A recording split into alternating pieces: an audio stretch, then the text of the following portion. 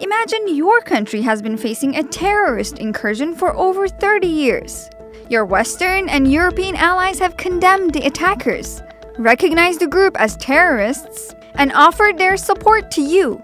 Now, a few years ago, a new, bigger, and even more widespread threat has surfaced. One who has attacked you and your strong allies. So, what does one of your best allies do? Arm and train your longtime enemy in order to fight the new bad guys, and then let them settle up right next to you. You see why Turkey's upset. That's what's happening right now on their southern border with Syria, where the YPG control 65% of the Turkey-Syria border. The US says that Turkey should concentrate on attacking Daesh, but Turkey sees the YPG buildup as a greater long-term threat. Here's some background. In order to fight Daesh, also known as ISIS, in Syria a few years ago, the US armed and trained a group of mostly Kurdish rebels going by YPG, who later changed their name to SDF. More on that in a second. The SDF moved into areas which Daesh had been controlling, and they decided to stay and hold up in cities like Afrin, Manbij, and others. Some areas previously controlled by Daesh are now swarming with SDF fighters.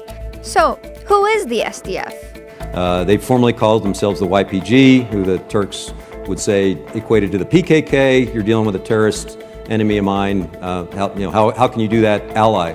So we literally played back to them, hey, you got to change your brand. What do you want to call yourself besides the YPG? And with about a day's notice, they declared that they were the Syrian Democratic Forces. I thought it was a stroke of brilliance to put democracy in there somewhere. That's right. The SDF were told to rename themselves by the US. But why? Aren't they the military wing of the PYD? They are, yes. Is that right, General Duffer? That is correct. The leftist Syrian Kurdish political party founded in 2003. Reports indicate that they're aligned or at least have substantial ties to the PKK. Is that true?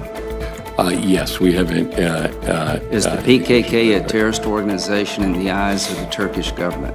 The PKK is a terrorist organization not only in the eyes of the Turkish government, but in the eyes of the U.S. government as well, Senator. Turkey says this is why they launched an operation to clear the area of the SDF. So, how would you feel about your allies arming your enemies, then asking you not to fight against them?